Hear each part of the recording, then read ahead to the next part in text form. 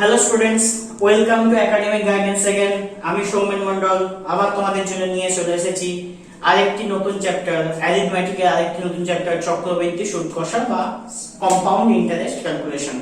এর আগে আমরা সিম্পল ইন্টারেস্ট ক্যালকুলেশনের বেশ কয়েকটা চ্যাপ্টার দেখেছি বা বেশ কয়েকটা প্রবলেমস দেখেছি। দেখবে আমাদের ডেসক্রিপশনে ভিডিও লিংক দেওয়া আছে, সেখান থেকে তোমরা দেখে নিতে পারো আগে গিয়ে।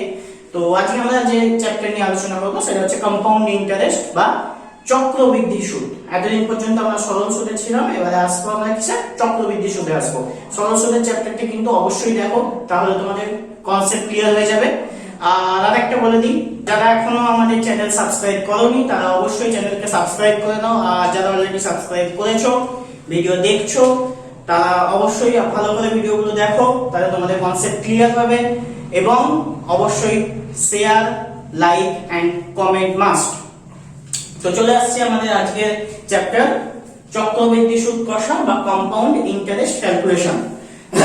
তো প্রথমত আমাদের এতদিন পর্যন্ত আমরা সিম্পল ইন্টারেস্টের ক্লাসে দেখেছি, তোমরা বেসিক ক্লাসগুলো আগে দেখলে আরো ভালো বুঝতে পারবে কনসেপ্টটা। তার জন্য একবার সিম্পল ইন্টারেস্টের প্রথম থেকে ক্লাসগুলো দেখে নাও অবশ্যই। তো কম্পাউন্ড ইন্টারেস্ট আমরা প্রথমে আসবো এই ইন্টারেস্ট টার্মটার উপরে এবং কম্পাউন্ড টার্মটার উপরে। কেননা আমি কি বলেছিলাম যে যখন কোনো চ্যাপ্টার করবো, চ্যাপ্টারের যদি আমরা বেসিক প্যারামিটার গুলো বুঝে যাই, তাহলে কিন্তু এই চ্যাপ্টারের যাবতীয় যা প্রবলেমস একদম ইজিলি সলভ হয়ে যাবে। সেটা আমরা কিন্তু সিম্পল ইন্টারেস্টটা একবার দেখিয়েছি এবং আশা করি তোমরা বুঝেছো। না বুঝেছো যেগুলো, সেগুলোকে তোমরা অবশ্যই কমেন্টে জানাবে। আবারও বললাম, তো চলে আসবো আমরা ইন্টারেস্ট বা সুদ।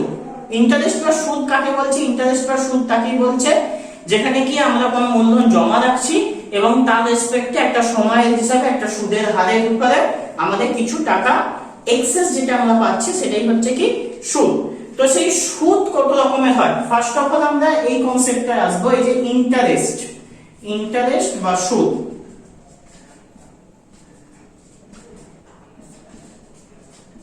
ইন্টারেস্ট বা সুদ কত রকমের হয়?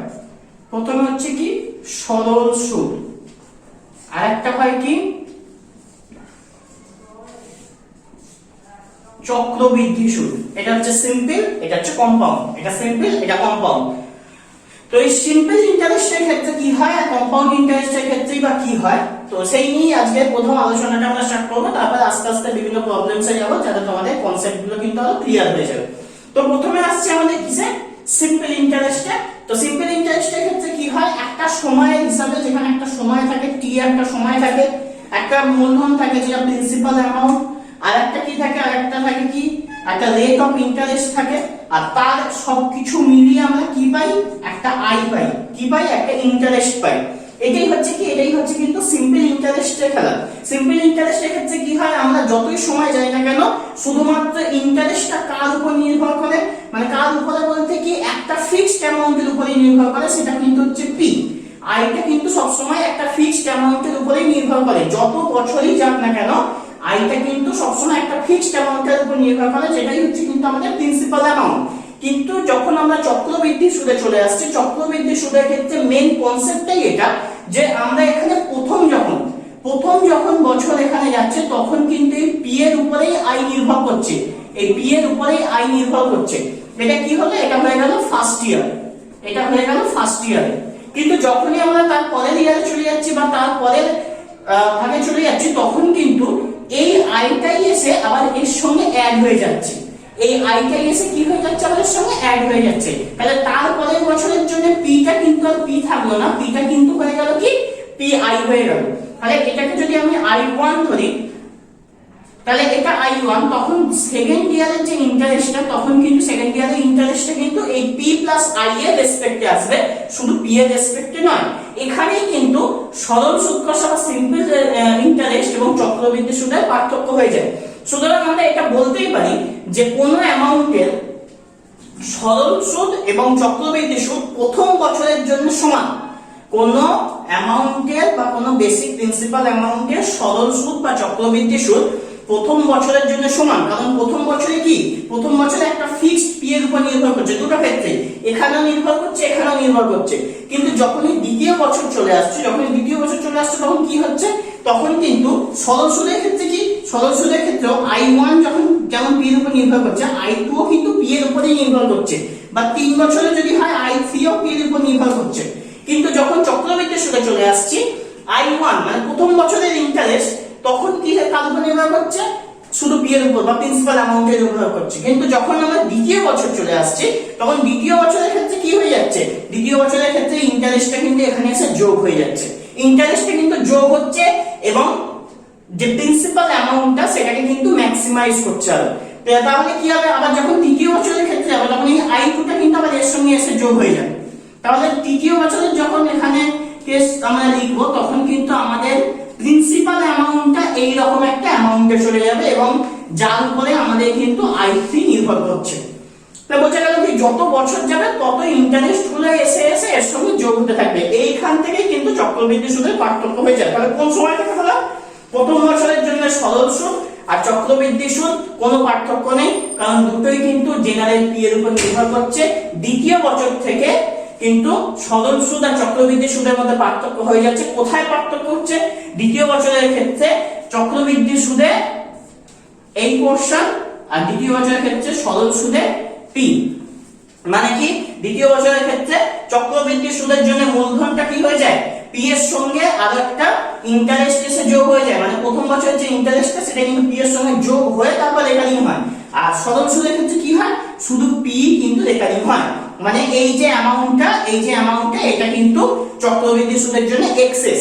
এই হচ্ছে কিন্তু বেসিক প্রিন্সিপাল, এই হচ্ছে সিম্পল ইন্টারেস্ট আর চক্রবৃদ্ধি সুদ বা কম্পাউন্ড ইন্টারেস্টের জন্য বেসিক প্রিন্সিপাল। যদি এইটুকু আমরা মনে রাখতে পারি তাহলে কোনো প্রবলেমই আমাদের কিন্তু আসবে না। তাহলে ইন্টারেস্টের সেকশনটা নিশ্চয়ই বুঝতে পেরেছো। সরল সুদের ক্ষেত্রে কি হচ্ছে, যত বছরই হোক না কেন, যত দিনই হোক না কেন, সবসময় কি ইন্টারেস্ট সবসময় একটা পি এর উপর নির্ভর করছে বা বেসিক প্রিন্সিপালের উপর নির্ভর করছে। সুদ কিসের উপর আসবে, শুধু বেসিক প্রিন্সিপালের উপর আসবে বা প্রিন্সিপাল অ্যামাউন্টের উপর আসবে। কিন্তু চক্রবৃদ্ধি সুদের ক্ষেত্রে কি হচ্ছে, চক্রবৃদ্ধি সুদ বা কম্পাউন্ড ইন্টারেস্টের ক্ষেত্রে প্রথম বছর যখন যেমন শুধু পি এর উপর নির্ভর করছে, মানে শুধু প্রিন্সিপাল অ্যামাউন্টের উপর ইন্টারেস্ট আসছে, দ্বিতীয় বছরে কিন্তু সেই প্রিন্সিপাল অ্যামাউন্টের সঙ্গে আবার একটা ইন্টারেস্ট এসে যোগ হয়ে যাচ্ছে, মানে প্রথম বছরে ইন্টারেস্ট এসে যোগ হয়ে যাচ্ছে, সেটাই কিন্তু দ্বিতীয় বছরের প্রিন্সিপাল অ্যামাউন্ট হয়ে যাচ্ছে। তার থেকে আবার কি, আমি দ্বিতীয় বছরে ইন্টারেস্ট পাচ্ছি, আবার তৃতীয় বছরে যখন যাচ্ছে তখন দ্বিতীয় বছরের যে ইন্টারেস্টটা পেয়েছি সেটা কিন্তু আবার প্রিন্সিপাল অ্যামাউন্টের সঙ্গে যোগ হয়ে যাচ্ছে। দেখো প্রিন্সিপাল অ্যামাউন্ট এটা ছিল, আবার তৃতীয় বছরে যখন চলে এলাম তখন কি প্রিন্সিপাল অ্যামাউন্টের সঙ্গে এটা যোগ হয়ে যাচ্ছে। তখন হয় কি, এখানে কি প্রিন্সিপাল অ্যামাউন্টটা এই টোটাল অ্যামাউন্টের উপর নির্ভর করছে। তাহলে কি প্রথম বছরের জন্য দুটোই সমান, কিন্তু তারপরের বছরগুলোর জন্য কিন্তু আর এগুলো সমান নয়। প্রথম বছরের জন্য দুটোই সমান, দ্বিতীয় আর তৃতীয় বছর কিংবা যত বছরই হোক না কেন, যত সময় হোক না কেন, সেগুলো কিন্তু সমান নয়। মানে ফার্স্ট ফেজের জন্য অবভিয়াসলি আমরা বলতে পারি সরল সুদ আর চক্রবৃদ্ধি সুদ সমান। এই লজিকটা কিন্তু আমাদের বিভিন্ন প্রবলেমসে লাগবে। সরল সুদ আর চক্রবৃদ্ধি সুদের যে সমস্ত কনসেপ্টের প্রবলেমস আছে সেগুলোতে কিন্তু আমাদের এই কনসেপ্টটা লাগবে যে সরল সুদ আর চক্রবৃদ্ধি সুদ প্রথম বছরের জন্য সমান, মানে প্রথম বছরের জন্য সরল সুদ আর চক্রবৃদ্ধি সুদের মধ্যে কোনো পার্থক্য নেই। যদি সরল সুদ বলে দেয় তাহলে সেটাই হচ্ছে চক্রবৃদ্ধি সুদ প্রথম বছরের জন্য অবভিয়াসলি, এবং যদি প্রথম বছরের জন্য চক্রবৃদ্ধি সুদ বলে দেয় তাহলে সেটাই হচ্ছে প্রথম বছরের জন্য সরল সুদ, কারণ দুটোই কিন্তু জেনারেল পি এর উপরেই নির্ভর করছে। আশা করছি বোঝা গেছে। এটা হচ্ছে আমাদের বেসিক প্রিন্সিপাল, এটা হচ্ছে আমাদের বেসিক প্রিন্সিপাল। তো আমাদের এই আলোচনাটা হয়ে গেছিল আগে বেশ কয়েকটা ক্লাসে সরল সুদের বিভিন্ন প্রবলেম। আজকে আমরা যেটা স্টার্ট করছি সেটা হচ্ছে চক্রবৃদ্ধি সুদের কনসেপ্টটা। যদি কিছু প্রবলেমস থাকে বুঝতে তাহলে অবশ্যই তোমরা কমেন্টে জানাও। চলে আসবে আমাদের নেক্সট কনসেপ্টে। তো এতক্ষণ আমরা কি দেখলাম, এতক্ষণ আমরা দেখলাম কি সরল সুদ আর চক্রবৃদ্ধি সুদের তুলনামূলক আলোচনা। সরল সুদের ক্ষেত্রে তাহলে কি হচ্ছে, জেনারেল শুধু পি এর উপর নির্ভর করছে, চক্রবৃদ্ধি সুদের উপরে সেখানে পি এবং তার সঙ্গে ইন্টারেস্ট এসে যোগ হয়ে যাচ্ছে। তাহলে কি কম্পাউন্ড ইন্টারেস্টের ক্ষেত্রে অবশ্যই কিন্তু আমাদের ইন্টারেস্টটা একটা টাইম পরে যদি আমরা তুলনা করি সরল সুদ আর কম্পাউন্ড ইন্টারেস্ট বা চক্রবৃদ্ধি সুদের, তাহলে কিন্তু ডেফিনেটলি চক্রবৃদ্ধি সুদ আমাদের বেশি ইন্টারেস্ট দেবে। কারণ কি, এখানে মূলধনের পরিমাণটা কি হয়ে যাচ্ছে, মূলধনের পরিমাণটাই বেড়ে যাচ্ছে উত্তর। সেই জন্য কি চক্রবৃদ্ধি সুদে যদি আমরা কোনো টাকা খেয়ে রেকারিং করি তাহলে সেই টাকা থেকে আমরা বেশি ইন্টারেস্ট পাবো দেন সরল সুদ। ঠিক আছে, তো এই জাতীয় কনসেপ্টের পরে আমরা চলে আসবো কিছু ফর্মুলাসে। তো আমি দেখিয়ে দিচ্ছি ফর্মুলা কি কি আমরা ইউজ করব, তবে সবসময় মনে রাখবে বেসিক যে ফরম্যাট সেই বেসিক ফরম্যাট দিয়ে কাজ করার চেষ্টা করবে। ফর্মুলা দিয়ে কাজ করতে গেলে কি হয়, ফর্মুলাকে আমাদের মুখস্থ রাখতে হয়, মনে রাখতে হয়। আর পরীক্ষার সময় যদি আমরা একবার ফর্মুলা ভুলে যাই তাহলে কি হয়ে গেল, আমাদের সেই অঙ্কটা করতে পারলাম না, সেই প্রবলেমটা সলভ করতে পারলাম না। তাই কি ফর্মুলা তো মুখস্থ করবে, তাড়াতাড়ি করার জন্য ফর্মুলা মুখস্থ করবে, কিন্তু ফর্মুলা মুখস্থ করার আগে বেসিক কনসেপ্টটা মুখস্থ করবে, যে বেসিক কনসেপ্টটা বুঝবে যে এটা কেন হচ্ছে, কিভাবে হচ্ছে। যেটা দেখালাম কি প্রথমবারে শুধু পি হচ্ছে, সেই ইন্টারেস্ট এসে পি এর সঙ্গে যোগ হয়ে যাচ্ছে, দ্বিতীয়বার আবার কি হচ্ছে, এই লজিকটাকে যদি ইউজ করে প্রবলেমগুলো সলভ করতে থাকো দেখবে কি আরো ইজিলি প্রবলেমগুলো সলভ হয়ে যাবে দেন কি ফর্মুলা। কারণ ফর্মুলা ক্ষেত্রে কি আমাদের অনেক কিছু মুখস্থ রাখতে হয় ম্যাথের ক্ষেত্রে, তো আমরা যদি এই বেসিক জিনিসগুলোকে মুখস্থ করতে যাই, বেসিক ফর্মুলাগুলোকে যদি মুখস্থ করতে যাই তাহলে কিন্তু আরো প্রবলেম হবে, ক্যালকুলেশন অনেক লেন্থি হয়ে যাবে, অনেক ক্যালকুলেশন করতে হবে। আর এক্সামের সময় এমনি প্রেসার থেকে ক্যালকুলেশন করতে গিয়ে ভুলও হয়ে যেতে পারে, তাদের অঙ্কটা ভুল হতে পারে। কিন্তু যদি আমরা ছোট ছোট ভাগে ভাগে ভেঙে ভেঙে ক্যালকুলেশন গুলো করি তাহলে কি হবে, সেখানে ভুল হওয়ার চান্সটা কিন্তু অনেক কম থাকবে। তো ফার্স্ট অফ অল যদি এখানে মূলধন হয় পি,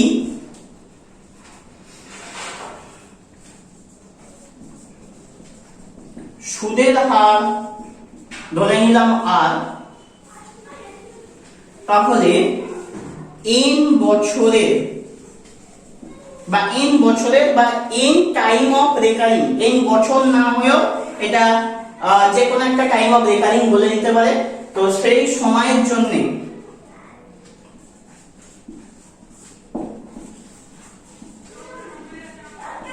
সমূল চক্রবৃদ্ধি এর একটা নিট ফর্মুলা আছে, সমূল চক্রবৃদ্ধির একটা নিট ফর্মুলা আছে। সমূল বলেছে, সমূল চক্রবৃদ্ধি মানে কি, সমূল চক্রবৃদ্ধি মানে হচ্ছে যে মূলধন তার সঙ্গে যে সুদ সেই টোটালটা একসঙ্গে নিয়ে আসে, p plus 1 plus r by 100 whole to the power n। এটা হচ্ছে আমাদের সমূল চক্রবৃদ্ধির ফর্মুলা। এটা আমাদের সমূল চক্রবৃদ্ধির ফর্মুলা। এখান থেকে যদি আমি শুধু চক্রবৃদ্ধির সুদটা পেতে চাই, আমি তাহলে p of 1 plus r by 100 whole to the power n minus p, ঠিক আছে। এইরকম একটা ফর্মুলাকে আমরা ইউজ করে এখান থেকে ক্যালকুলেশনটা করতে পারি। এটা করলে কি হবে, এটা করলে আমরা শুধু ফর্মুলা বসালাম আর অঙ্ক হয়ে গেল। তাতে কি হবে, তাতে আমাদের ক্যালকুলেশনটা কিন্তু অনেকটা লং হয়ে যাবে। তো সেই জায়গা থেকে আমি যে প্রসেসটা দেখাবো ব্রেক প্রসেস, এবং এই প্রধানত কনসেপচুয়াল প্রসেস, এটা তো জাস্ট একটা ফর্মুলা দিয়ে দিয়েছে, ফর্মুলাটা এলো আমরা বসিয়ে দিলাম, বাস কাজ শেষ হয়ে গেল। কিন্তু অরিজিনালি কিন্তু এটা না, এটা হচ্ছে জেনারেলি কনসেপচুয়াল প্রসেস যে কিভাবে হচ্ছে, ঠিক আছে। তোমরা ফর্মুলা দিয়ে করতেই পারো, কোনো অসুবিধা নেই। ফর্মুলায় কি করতে হবে না, পি যেটা দিয়ে দিয়েছে, প্রিন্সিপাল অ্যামাউন্ট যেটা দিয়ে দিয়েছে বসিয়ে দেবে এখানে, রেট অফ ইন্টারেস্ট যেটা দিয়ে দিয়েছে সেটা এখানে বসিয়ে দেবে, যেটা টাইম ইন্টারভাল দিয়ে দিয়েছে সেটাকে এখানে বসিয়ে দেবে। তাহলে কি হয়ে যাবে, এটা ক্যালকুলেশন করবে আনসার হয়ে যাবে। এখানে শুধুই ক্যালকুলেশন, আর কিছু নেই। বড় বড় ক্যালকুলেশন আসবে, সেই ক্যালকুলেশন যদি আমি ঠিকঠাক নামাতে পারি তাহলে অঙ্ক চলে যাবে। যদি তোমরা ঠিকঠাক ক্যালকুলেশন করতে পারো তাহলে অবভিয়াসলি ডেফিনেটলি এই প্রসেসে চলে যাবে, কোনো অসুবিধা নেই। না হলে যদি মনে হয় যে না আমার ক্যালকুলেশন করতে গিয়ে হয়তো যোগ করতে গিয়ে কি গুণ করতে গিয়ে আমার ভুল হয়ে যেতে পারে, তাহলে ব্রেকআপ প্রসেসে আসবে। ব্রেকআপ প্রসেস মানে কি, যতগুলো ইয়ার দিয়ে দিয়েছে, খুব বেশি ইয়ার তো দেবে না, 2 বছর কি 3 বছর দেবে, তাহলে 2-3টে স্টেপ যদি আমরা ভেঙে ভেঙে করি তাহলে কি হবে, ডেফিনেট আমার কিন্তু আনসারটা অনেক ইজিলি আসবে এবং বড় বড় ক্যালকুলেশন ছাড়াই আসবে, ঠিক আছে। তো এটা হচ্ছে আমাদের কি, এটা হচ্ছে আমাদের জেনারেল একটা সেটআপ যে এই বছর জন্য সমূল চক্রবৃদ্ধি এটা। তো আরেক রকমের প্রবলেমস আছে যেখানে কি না বলেছে যে 1 বছরে দুবার আমাদের ব্রেকআপটা হয়, বা 1 বছরে দুবার আমাদের সুদ দেয়। তাহলে সেই জায়গা থেকে যে আমরা ফরমেশনটা পাবো, বলছি বার্ষিক 8% সরল সুদের হারে অর্জিত সুদ, এটার একটা ফিক্সড টার্ম আছে, ষান্মাসিক বা বছরে চক্রবৃদ্ধি সুদের পর্ব 2। তাহলে কি, সুদের পর্ব যদি 2 হয়, সুদের পর্ব 2 বা ষান্মাসিক, যদি এইরকম কোনো কেস থাকে সুদের পর্ব 2 বা ষান্মাসিক, তাহলে আমাদের সমল চক্রবৃদ্ধি কি হয়ে যায় তখন? আমাদের সমল চক্রবৃদ্ধি হয়ে যায় p of 1 plus r by 2 by 100 whole to the power 2n whole to the power 2n। এটা হয়ে গেল কি? এটা হয়ে গেল আমাদের সুদের পর্ব 2 বা ষান্মাসিক যদি হয় মানে বছরে দুবার সুদ দেয়, মানে কি এটা হচ্ছে 6 মান্থের কেস। এই কোশ্চেনে যেরকম থাকবে এটা হচ্ছে 6 মান্থের ব্রেকআপ থাকে। 6 মান্থ বলেছে 6 মাসের যদি ব্রেকআপ থাকে তাহলে 6 মাসের ক্ষেত্রে এই রকম একটা ফর্মেশন আছে। এটা একটা ফর্মুলা, তাই বলছি যে ফর্মুলা যদি মুখস্থ করতে যাও, ফর্মুলা অনেক ফর্মুলা আছে যেগুলো শর্টকাটে আমাদের অঙ্ক করিয়ে দেবে, কিন্তু ফর্মুলা কিন্তু মুখস্থ রাখতে হবে। যদি ফর্মুলা মুখস্থ করতে যাও তাহলে কিন্তু একটা রিস্ক ফ্যাক্টর থেকে যাচ্ছে, নাকি আমাদের ফর্মুলা মুখস্থ রাখতে হচ্ছে। এমন কোনো ব্যাপার নয়, ফর্মুলা যদি মুখস্থ রাখো ডেটাগুলো যা দেবে খালি ফর্মুলায় বসিয়ে দেবে হয়ে যাবে, যেটা আমরা কি সিম্পল ইন্টারেস্টটা করে এসেছি অলরেডি। কিন্তু আমি বলবো, আমি ডেফিনেটলি নিজের যা মত সেটা আমি বলবো যে চক্রবৃদ্ধি সুদের ক্ষেত্রে ফর্মুলা করতে যাও না, কারণ চক্রবৃদ্ধি সুদের ক্ষেত্রে ফর্মুলা যদি ফেলতে যাও তাহলে কিন্তু ওখানে যেহেতু এখানে পাওয়ারে এনটা বসছে না, পাওয়ারে এনটা বসছে, তাহলে এখানে কিন্তু ক্যালকুলেশনটা অনেক লং হয়ে যাবে। তাই এখানের ক্ষেত্রে কি হয়, এখানের ক্ষেত্রে তুমি যদি ব্রেক প্রসেসটা করো তাহলে কিন্তু তোমার আরো ইজিলি তুমি এটাকে ডিডাকশনটা করতে পারো। ঠিক আছে, তো আমি দু রকম কেস দেখালাম, একটা হচ্ছে জেনারেল কেস, একদম বার্ষিক সেকশন দেখালাম, মানে এটা হচ্ছে 1 ইয়ারের জন্য, এটা 1 ইয়ারের জন্য কেস। যদি সুদের পর্ব 2 বলে বা ষান্মাসিক মানে হচ্ছে 6 মাসের যদি কেস বলে তাহলে তার জন্য সময় চক্রবৃদ্ধি এইরকম হয়ে যায়। তাহলে এটার একটা কেস দেখালাম, আর একটা কেস দেখিয়ে দেবো লাস্ট ওয়ান। এটা আমরা মুছে দিচ্ছি, আমরা চলে যাচ্ছি আমাদের পরের কেসে। যদি সুদের পর্ব 4 হয়, সুদের পর্ব 4 মানে হচ্ছে ত্রৈমাসিক, সুদের পর্ব 4 মানে হচ্ছে কি ত্রৈমাসিক। ঠিক আছে, সুদের পর্ব 4 মানে হচ্ছে কি ত্রৈমাসিক, মানে কি এখানে বছরে সমল চক্রবৃদ্ধি সুদ কি হবে, না হলে সমল চক্রবৃদ্ধি হবে এখানে p of 1 plus r by 4 by 100 whole to the power 4n whole to the power 4n। এটা হচ্ছে আমাদের কি ত্রৈমাসিক। তাহলে এটাও একটা ফর্মুলা। ঠিক আছে, তো এতগুলো ফর্মুলা তুমি মুখস্থ রেখে ক্যালকুলেশন করতেই পারো, বা আমি জেনারেল সেটআপ দেখাবো সেই জেনারেল সেটআপেও তুমি অঙ্কটা করতে পারো। তাহলে কি হবে, তাহলে তোমার প্রবলেমটা আরো ইজিলি সলভ হয়ে যাবে। আই থিংক বোঝা গেছে। তো চলে আসছি আমাদের যেভাবে আমি প্রসেস যেটা করছি সেই প্রসেসের অঙ্কগুলো কিভাবে হবে সেটা আমরা একটু দেখে নিই।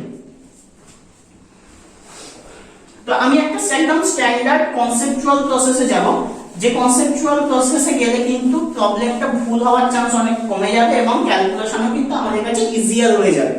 ধরো মনে করো বলে দিয়েছি p টাকা মূলধন, আমি একটা জেনারেল সেটআপ বানিয়ে নিচ্ছি, p টাকা r% সুদে, অবশ্যই চক্রবৃদ্ধি সুদে, বলেছে 2 বছরের ইন্টারেস্ট, 2 বছর বা 3 বছরের সময় চক্রবৃদ্ধি, আমরা 2 বছর দিয়ে করি, আর একটা স্টেপ বেড়ে যাবে শুধুমাত্র।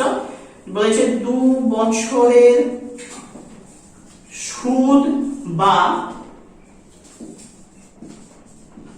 সমল চক্রবৃদ্ধি কত হবে। মানে এরকম একটা প্রবলেম আছে, এখানে p তে একটা ডিজিট থাকতে পারে, আর একটা ডিজিট থাকতে পারে, এন্ড সো অন।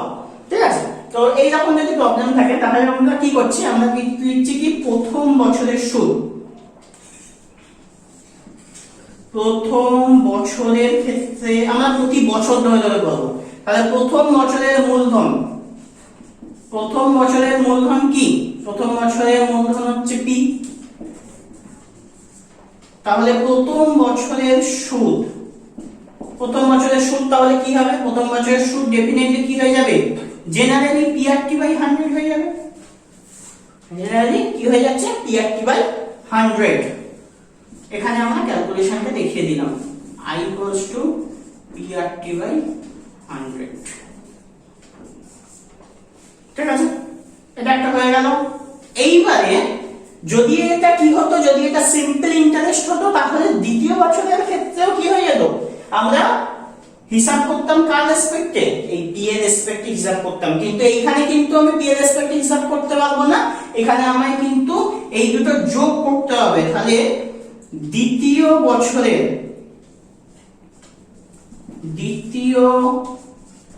বছরের মূলধনটা কি হয়ে যাবে, দ্বিতীয় বছরের মূলধনটা অবভিয়াসলি হবে পি প্লাস PRT/100। কারণ কি, প্রথম বছরের যে ইন্টারেস্টটা বেরিয়েছে দ্বিতীয় বছরে আমি কি বলেছিলাম, যোগ হয়ে যাবে। প্রথম বছরের যে ইন্টারেস্টটা দ্বিতীয় বছরে যোগ হয়ে যাচ্ছে, ঠিক আছে। তো এই PRT/100 কে যদি আমি I1 ধরি, PRT/100 কে যদি আমি I1 ধরি, তাহলে আমি এখানে লিখতে পারি কি P প্লাস I1, এটা একটা ফরমেশন, ঠিক আছে। তাহলে দ্বিতীয় বছরের যদি সুদ আমায় বের করতে দেয়, তাহলে কি করব আমি, এখানে আমি ক্যালকুলেশনটা করছি, দেখো I2 হচ্ছে এটা, তাহলে I2 equals to P common নিলে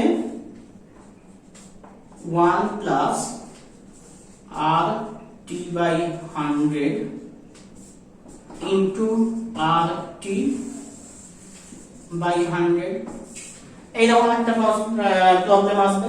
এবারে এইগুলোতে কি করে দেবো, এইগুলোতে আমরা ডেটা বসিয়ে যাব, তাহলে কি হবে, তাহলে আমাদের কিন্তু ক্যালকুলেশনটা আরো ইজি হবে। এখন আমি জেনারেল সেটআপ ইউজ করছি, তাই এরকম দেখতে লাগছে।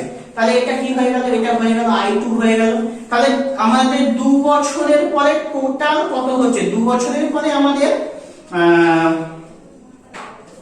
সমূল চক্রবৃদ্ধি তাহলে কত হচ্ছে, 2 বছরের পরে আমাদের সমূল চক্রবৃদ্ধি হয়ে যাচ্ছে P প্লাস, এটা ধরো I1 লিখছি আর তার সঙ্গে I2, এটা হয়ে যাচ্ছে কি আমাদের সমূল চক্রবৃদ্ধি। আর কি 2 বছরের পরে সুদ কত হচ্ছে, তাহলে সমূল চক্রবৃদ্ধি থেকে P বাদ দিয়ে দাও, P plus I1 plus I2 আছে, এর থেকে P বিয়োগ দিয়ে দাও, মানে মূলধনটা বিয়োগ দিয়ে দাও, তাহলে আমরা ইন্টারেস্টটা পেয়ে যাচ্ছি।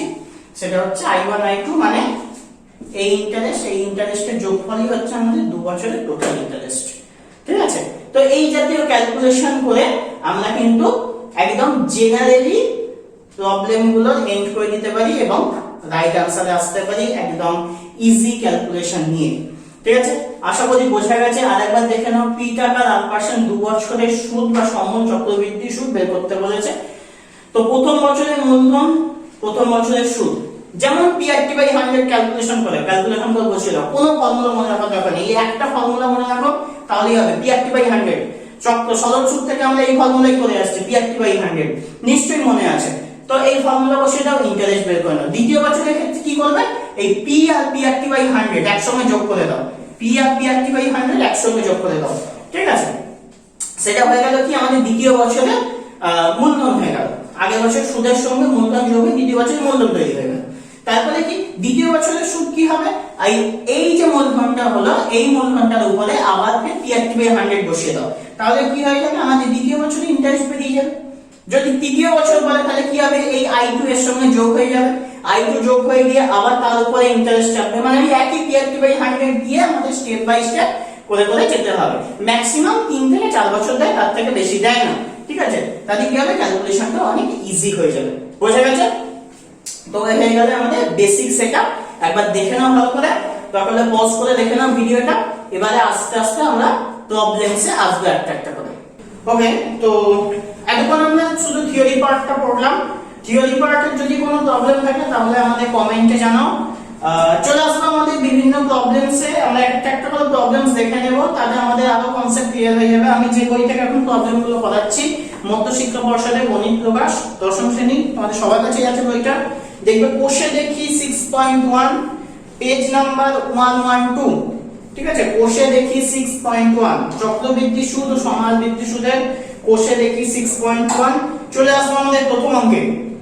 তো দেখে নাও স্ক্রিনে তোমাদের প্রবলেমটা চলে আসছে। বলছে আমার কাছে 5000 টাকা আছে, আমি ওই টাকা একটি ব্যাংকে বার্ষিক 8.5% চক্রবৃদ্ধি সুদের হারে জমা রাখলাম। 2 বছরের শেষে সুদে আসলে মোট কত টাকা পাবো, ঠিক আছে।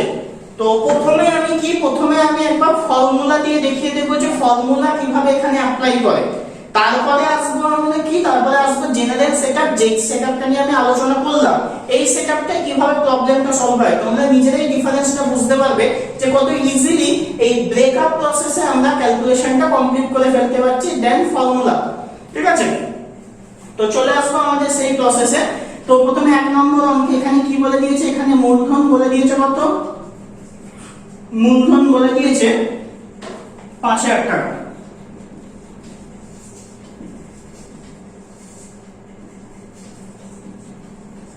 সুদের হারও বলে দিয়েছে 8.5%। তাহলে 2 বছরের সুদে আসলে বলেছে মানে কি, সবৃদ্ধি মূল, 2 বছরের সবৃদ্ধি মূল, সবৃদ্ধি মূল মানে হচ্ছে সুদে আসলে। ঠিক আছে, ফর্মুলা আমরা কি জেনেছিলাম, p of 1 plus r by 100 whole to the power n, তাই তো এই ফর্মুলা শিখেছিলাম। তো p বসিয়ে দাও এখানে 5000, 1 plus r by 100 মানে হচ্ছে 8.5 by 100 whole to the power n এর জায়গায় 2 বসিয়ে দাও, কারণ 2 বছর বলে দিয়েছে মানে দুবার রেকারিং হচ্ছে। ঠিক আছে, তো এইখান থেকে তোমরা ক্যালকুলেশনটা করতে পারবে, এইখান থেকে ক্যালকুলেশনটা এইভাবে তোমরা করতে পারো, 5000 ইনটু এটাকে তুমি করতে পারো 1 plus 85 by 1000। ঠিক আছে, হোল স্কয়ার, এটাকে তুমি কেটে কুটে শর্ট ফর্মে আনতে পারো। এটা যদি ক্যালকুলেশন করা হয় তাহলে এটা হয়ে যাচ্ছে 5 17 85, 5 দিয়ে কাটলে 5 200 1000, 5 17 85, 5 200 হয়ে যাচ্ছে 1000। আর এই টোটাল ক্যালকুলেশনটা করলে হয়ে যাচ্ছে তাহলে 217, কারণ কি এখানে 1 আছে, তাহলে 217 বাই 200 ইনটু বা মাথায় স্কয়ার হয়ে গেল, আর এখান থেকে ক্যালকুলেশনটা করলে আসছে 5217 বাই 200 ইনটু 217 বাই 200। বলেছিলাম একটা জেনারেল প্রসেস, শুধুমাত্র এটা করলে কি হয়, ফর্মুলা বসিয়ে দিলে কি হয়, শুধুমাত্র ক্যালকুলেশনটা করলাম, শুধুমাত্র ক্যালকুলেশনটা করে আমরা ফর্মুলা বসিয়ে দিচ্ছি, ডেটা বসিয়ে দিচ্ছি, ক্যালকুলেশন হয়ে যাচ্ছে, এবং একটা বড় সাইজের বিগ সাইজের ক্যালকুলেশন এসে গেছে। বা বসে বসে শুধু গুণ করো, দেখবে ক্যালকুলেশন শেষ হয়ে গেছে। ঠিক আছে, এখান থেকে কিছু কাটাকুটি যাচ্ছে, যেমন এখান থেকে তুমি 2 রেখে দিয়ে যদি কাটো তাহলে এটা হয়ে যাচ্ছে 50, এটাকে দিয়ে তুমি এখানে কাটতে পারো 4। ঠিক আছে, বাকি এই টোটালটা গুণ করে বা ক্যালকুলেশন করে আনসারটা তোমাদের এইরকম আসবে 5886.125, বা এটাকে তুমি নিয়ারেস্ট লিখতে পারো 5886.13 টাকা। তাহলে এই হয়ে গেল তোমার 2 বছরের সবৃদ্ধি মূল। এবারে এক্সামের সময় এই রকম বড় বড় ডিজিট যদি গুণ করতে হয় তাহলে একটু আমাদের প্রবলেম অ্যারাইজ করে, প্রথমে গুণ করো তারপর ভাগ করো, অনেক রকম ক্যালকুলেশন আছে। যদি ক্যালকুলেশনে তোমরা একদম অ্যাকুরেট হও তাহলে কি করবে, তোমরা জেনারেল ফর্মুলা বসাবে, ক্যালকুলেশন করবে, দেখিয়ে দিলাম। আমি অল ওভার সবার জন্য বলছি জেনারেল ব্রেকআপ শিডিউলে আসো, তাহলে কি হবে, তাহলে অনেক ইজিলি আসবে। তো আমি এই 1 নম্বর প্রবলেমটাকে দেখালাম ফর্মুলা দিয়ে, এই 1 নম্বর প্রবলেমটাকে আমি কি ব্রেকআপে দেখিয়ে দেব, তাহলে তোমরা ভালো বুঝতে পারবে যে ব্রেকআপ প্রসেসে কত ইজিলি তোমরা এই ক্যালকুলেশনটা করতে পারছো। তো দেখে নাও আমাদের ব্রেকআপ প্রসেসটা কিভাবে এখানে অ্যাপ্লাই হচ্ছে। এটাকে আমি মুছে দিলাম। এবারে প্রথম কি বলেছে, 2 বছরের, মানে আমাদের দুটো স্টেপ করতে হবে, যত বছর বলবে ততগুলো স্টেপ আমরা করতে করতে যাব। তাহলে প্রথম বছরে কি বলে দিয়েছে, মূলধন। প্রথম বছরের মূলধন কত বলে দিয়েছে, 5000 টাকা, লিখে দিলাম। তাহলে প্রথম বছরের সুদ কত হবে, প্রথম বছরের সুদ কত হবে, ক্যালকুলেশন এখানে করো।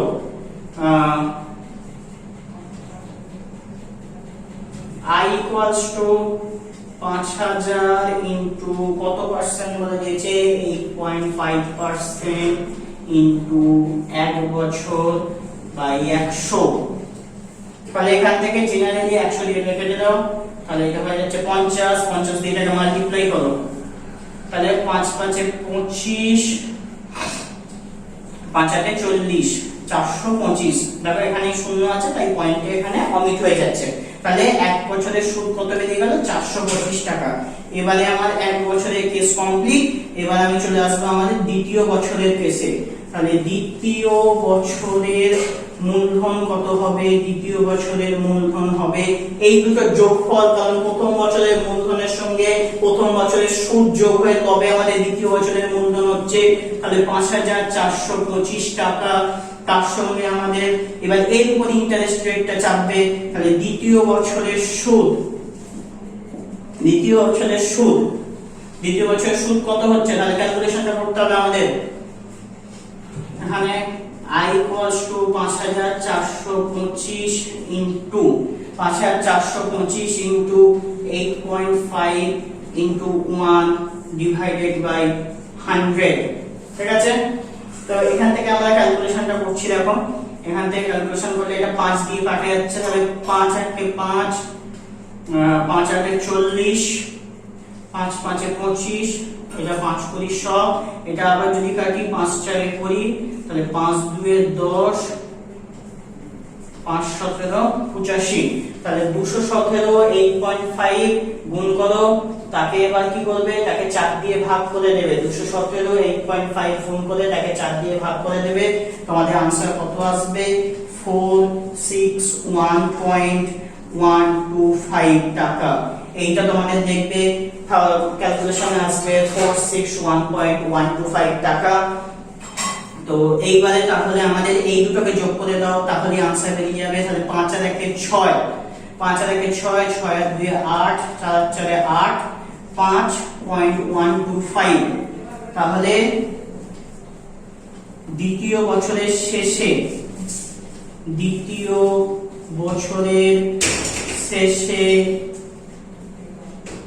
সবৃদ্ধিমূল, দ্বিতীয় বছরের শেষে সবৃদ্ধিমূল কত, 5886.125 টাকা, বা নিয়ারলি ইকুয়ালস টু 5886.13 টাকা, ব্র্যাকেটে হচ্ছে প্রায়।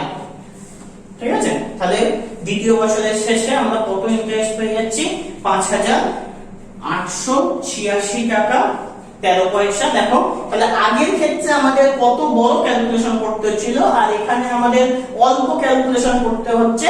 তাহলে কি আমরা স্টেপ বাই স্টেপ ক্যালকুলেশন করে করে যেহেতু যাচ্ছি, তাই আমাদের অল্প ক্যালকুলেশন করেই কিন্তু এখানে ক্যালকুলেশনটা শেষ হয়ে যাচ্ছে। আশা করি বুঝতে পেরেছো। তাহলে এই প্রসেসটাই আমার মনে হয় ইজিলি প্রসেস, পরীক্ষার সময় এই প্রসেসটাই করা ভালো। একটু লং হবে, ওখানে যেমন ক্যালকুলেশন বড় আছে, এখানে একটু স্টেপ বাই স্টেপ আমরা করতে পারি, ক্যালকুলেশন ছোট ছোট, ভুল হওয়ার চান্স কম। তাহলে এই প্রসেসটা যদি আমি করি তাহলে ভুল হওয়ার চান্স কম এবং নাম্বার আমাদের পকেটে আসার চান্সটা আস্তে আস্তে বাড়তে থাকবে। ঠিক আছে, তো এক্সামের সময় তুমি যে কোনো প্রসেস করতে পারো। আমাকে যদি বলো তাহলে আমি প্রেফার করব in this process because এটা হচ্ছে স্টেপ বাই স্টেপ প্রসেস। ঠিক আছে, এখানে ভুল হওয়ার চান্সটা কম থাকবে। ওকে, তো চলে আসছি, এটা আমাদের প্রথম প্রবলেম হয়ে গেল। এবারে পরের প্রবলেমগুলো থেকে আমরা দেখবেন স্টেপ বাই স্টেপ ক্যালকুলেশন করে করে কিভাবে ইজিলি প্রবলেমগুলোকে সলভ করতে পারবে। ওকে, তো চলে আসবো আমাদের নেক্সট প্রবলেমে। ওকে, তো চলে আসছি আমাদের নেক্সট প্রবলেমে। বলছে 5,000 টাকা বার্ষিক 8% চক্রবৃদ্ধি সুদের হারে 3 বছরের সমূল চক্রবৃদ্ধি কত হবে নির্ণয় করো। তাহলে এখানে কতগুলো স্টেজ করব আমরা, 3টে স্টেজ করব। একদম ইজিলি কুল কাল ক্যালকুলেশন করতে থাকো। তাহলে কি আমরা লিখছি, প্রথম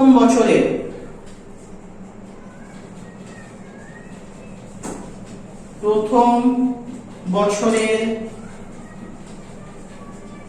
মূলধন কত বলে দিয়েছে, 5,000 টাকা। ঠিক আছে, ভালো কথা। তাহলে প্রথম বছরের সুদ কত বেরোবে, চলে আসো ক্যালকুলেশনে, 5,000 8% এক বছর 8% বলে দিয়েছে 50, তাহলে কত হয়ে যাচ্ছে 400 টাকা হয়ে গেল। এবার আসছে কি, দ্বিতীয় বছরের মূলধন। দ্বিতীয় বছরের মূলধন তাহলে কি, এই 5,000 টাকা 400 টাকা যোগ হয়ে যাচ্ছে কি, প্রথম বছরের মূলধন প্রথম বছরের ইন্টারেস্টের সঙ্গে যোগ হয়ে দ্বিতীয় বছরের মূলধন হয়ে গেল 5,400 টাকা। তাহলে দ্বিতীয় বছরের সুদ কত হবে, আবার চলে যাই ক্যালকুলেশনে,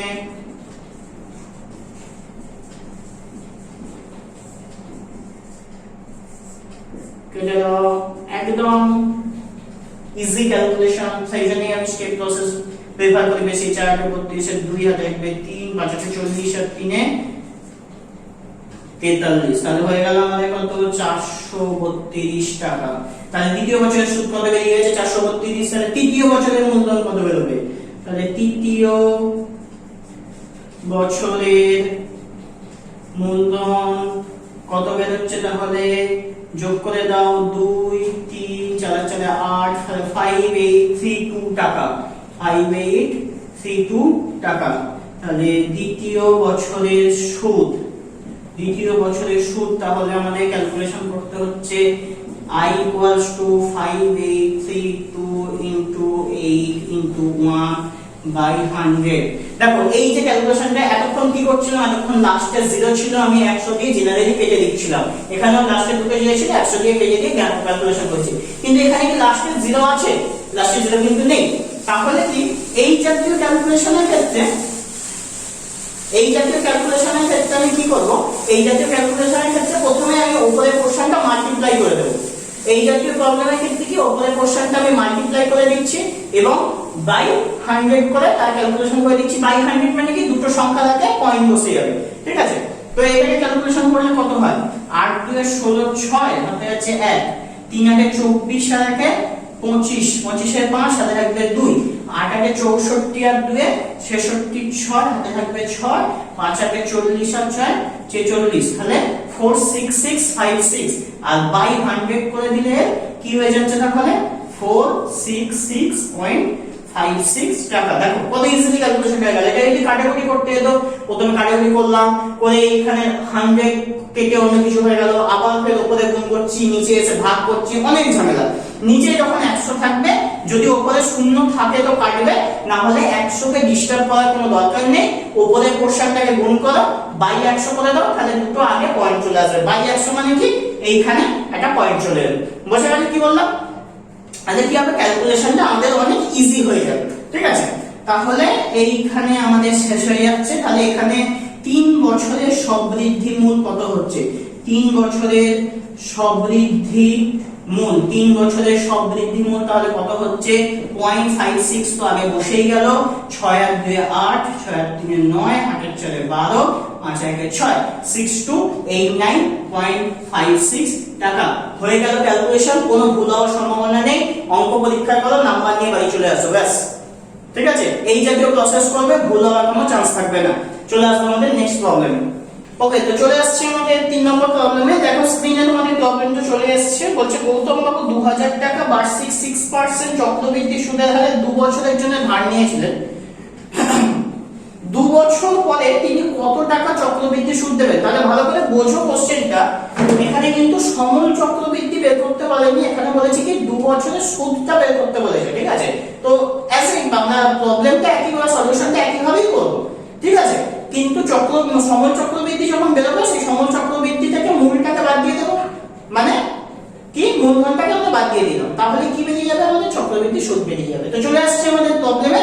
তো 3 নম্বর প্রবলেমে আসছি। তাহলে প্রথম বছর, একদম অ্যাজ ইট চলে যাও, প্রথম বছর, প্রথম বছরের মূলধন, প্রথম বছরের মূলধন কত? 5000 টাকা। কত বলেছে? 2000 টাকা। সরি, প্রথম বছরের মূলধন বলে দিয়েছে 2000 টাকা।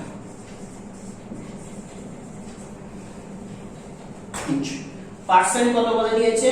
6%।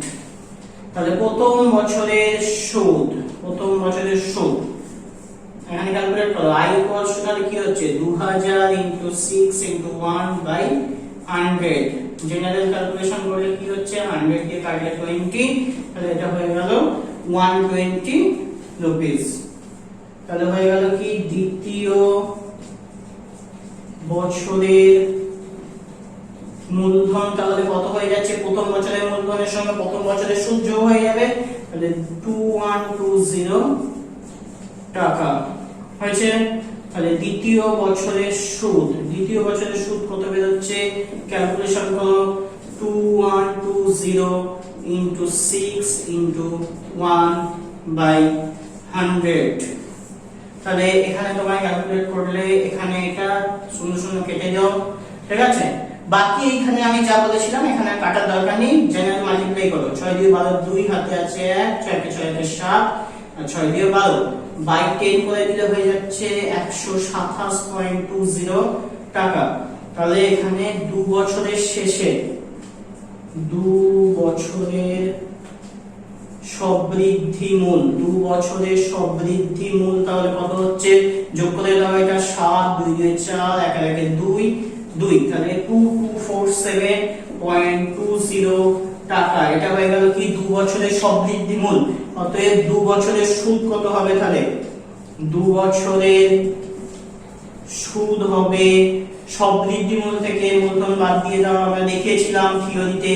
তাহলে 2247.20 মাইনাস 2000 রুপিস, এটাকে আমরা বের করে ফেলছি 247.20 টাকা।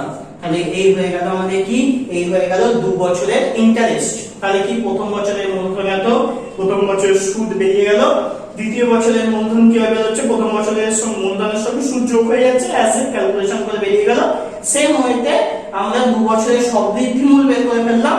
আর 2 বছরের সবৃদ্ধি মূল যখন বেরিয়ে গেল তার থেকে মূলটা বাদ দিয়ে দাও, মানে কি মূলধন বাদ দিয়ে দাও। মূলধন কত বলে দিয়েছিল, 2000 টাকা বলে দিয়েছিল।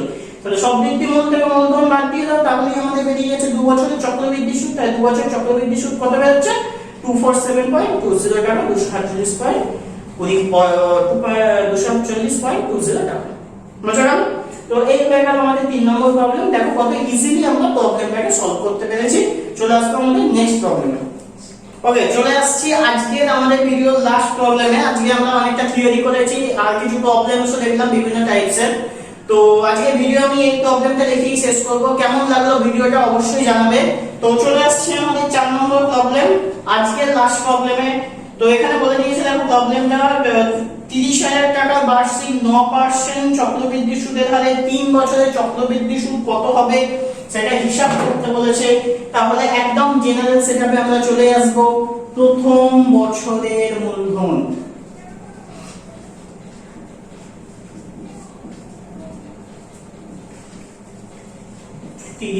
টাকা। প্রথম বছরের মূলধন কত বলে দিয়েছে, 30,000 টাকা বলে দিয়েছে। ভালো কথা। তাহলে প্রথম বছরের সুদ কত হবে, চলে আসছি ক্যালকুলেশনে। 30,000 ইনটু কত পার্সেন্ট বলে দিয়েছে, 9% বলে দিয়েছে। তাহলে 9 ইনটু 1/100। আমরা যেহেতু প্রতি স্টেপ করছি, এক একটা বছর ধরে করছি, তাই ইয়ারটা হচ্ছে 1। এখানে কাটলাম, এটা 300, তাহলে 3 9 27, 2700 টাকা। এটা হয়ে গেল। তাহলে আমাদের ফার্স্ট স্টেপ। এবার আসছে দ্বিতীয় বছরের মূলধন সমান 32700 টাকা। এটা যোগ হয়ে চলে এলো। তাহলে দ্বিতীয় বছরের সুদ, দ্বিতীয় বছরের সুদ কত হবে, আবার চলে আসছে ক্যালকুলেশনে। I = 32700 * 9 * 1/100। এখান থেকে এটা ক্যালকুলেশন করে 100 দিয়ে কাটো, 327। ঠিক আছে, মাল্টিপ্লাই করো। 3 7 9 দিয়ে 3, হাতে থাকবে 6, 9 দিয়ে 18, 18 আর 6 কত হচ্ছে, 18 আর 6 24 এর 4, হাতে থাকবে 2, 3 আর 27 আর 2, 27 আর 2 হচ্ছে 29, 27 আর 2 হচ্ছে 29, 2943 রুপিস, 2943 রুপিস। এটা হচ্ছে আমাদের দ্বিতীয় বছরের সুদ। এবার আসছে তৃতীয় বছরের মূলধন। তৃতীয় বছরের মূলধন হয়ে যাচ্ছে এখান থেকে, এটা যোগ করো। তাহলে 3 4 9 এর সাথে 16 6, হাতে আছে 1, এটাকে 3 3 আর 2 5 3, তাহলে 3563 রুপিস। তাহলে এটা হয়ে গেল আমাদের কি, এটা হয়ে গেল আমাদের তৃতীয় বছরের মূলধন। তাহলে কি হলো, প্রথম বছরের মূলধন, প্রথম বছরের সুদ বেরিয়ে গেছে। দ্বিতীয় বছরের মূলধন, দ্বিতীয় বছরের সুদ বেরিয়ে গেছে। এটা যোগ করে আমরা তৃতীয় বছরের মূলধন পেয়ে গেছি। এবার তৃতীয় বছরের শুধু সুদটা বের করতে হবে আমাদের। ঠিক আছে, তো এখান থেকে আমরা তৃতীয় বছরের সুদ কত পাচ্ছি, তৃতীয় বছরের সুদ পাচ্ছি এখান থেকে ক্যালকুলেশন করো। I = 3563 * 9 * 1/100। আমি আগেই বলেছিলাম যে এই জাতীয় প্রবলেমে কি করবে, কখনোই এখানে কাটাকুটি করতে হবে না, তাতে আরো বেশি কমপ্লিকেশনস চলে আসবে। যখন এখানে 100 আছে, একে ডিস্টার্ব করার কোনো দরকার নেই, উপরের পোরশনটাকে ধীরে সুস্থে গুণ করে দাও। 3 9 27 7 হাতে রাখবে 2, 4 9 36 আর 2 36 আর 2 কত হয়ে যাচ্ছে 38 এর 8 হাতে রাখবে 3, 6 9 54 আর 3 57 7 হাতে রাখবে 5, 5 9 45 আর 5 50 এর 0 আর হাতে রাখছে 5, আর 3 9 27, 3 9 27 আর 5 হয়ে যাচ্ছে 32 বাই 100।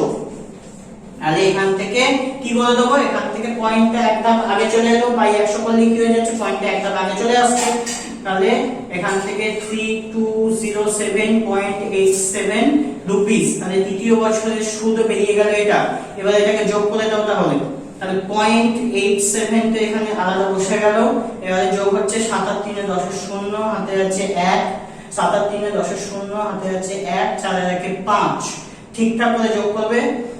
এখানে হচ্ছে 6 আর 2 8, 5 আর 3 8 আর 3 38850.87 রুপিস। এটা হয়ে গেল আমাদের কি, এটা আমাদের হয়ে গেল 3 বছরের সবৃদ্ধি মূল। এটা হয়ে গেল আমাদের 3 বছরের সবৃদ্ধি মূল, বেরিয়ে গেছে 3 বছরের সবৃদ্ধি মূল। এখন তো একদম ইজি হয়ে গেছে, বসে দাও এখানে 3 বছরের সুদ।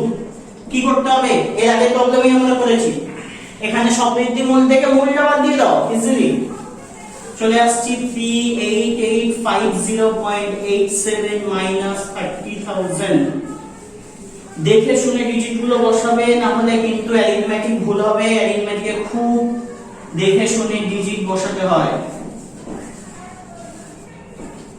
তাহলে আমাদের आंसर বেরিয়ে গেল কত, আমাদের आंसर বেরিয়ে গেল 8850.87 টাকা। তাহলে আমাদের 3 বছরের সুদ কত বেরিয়ে গেছে, 3 বছরের সুদ বেরিয়ে গেছে 8850.87 টাকা।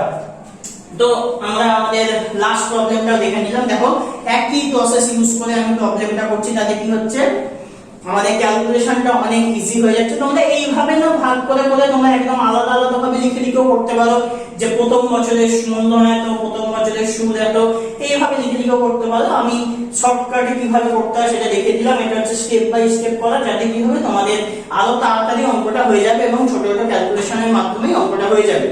তো আজকে আমরা দেখলাম চক্রবৃদ্ধি সুদের কিছু ফর্মুলা দেখলাম, চক্রবৃদ্ধি সুদের বেসিক কনসেপ্টটা দেখলাম, যে কিভাবে এটা চক্রবৃদ্ধি সুদ হয়ে যাচ্ছে, সরল সুদ থেকে এটা কিভাবে আলাদা, কেন আলাদা, এবং সরল সুদের থেকে যে এর রেট অফ ইন্টারেস্টটা বেশি, রেট অফ ইন্টারেস্ট না অনলি ইন্টারেস্টটা বেশি, সেটাও আমরা দেখলাম। এবং এই জেনারেল সেটাবে আমরা কিভাবে ছোট ছোট ক্যালকুলেশনের মাধ্যমে এত ভালোভাবে আনসার বের করে দিতে পারছি, সেটাও কিন্তু আমরা কয়েকটা প্রবলেমস দেখে নিয়ে বুঝতে পারলাম।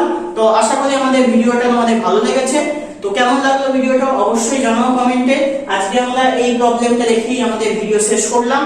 তো অবশ্যই যারা এখনো নতুন আছো সাবস্ক্রাইব করোনি, সাবস্ক্রাইব করো আমাদের চ্যানেল একাডেমিক গাইডেন্স। আর বাকিরা যারা আমাদের ভিডিও দেখছো তারা অবশ্যই লাইক করো, কমেন্ট করো এবং শেয়ার তো অবশ্যই করবে। তো আজকের মতো থ্যাংক ইউ।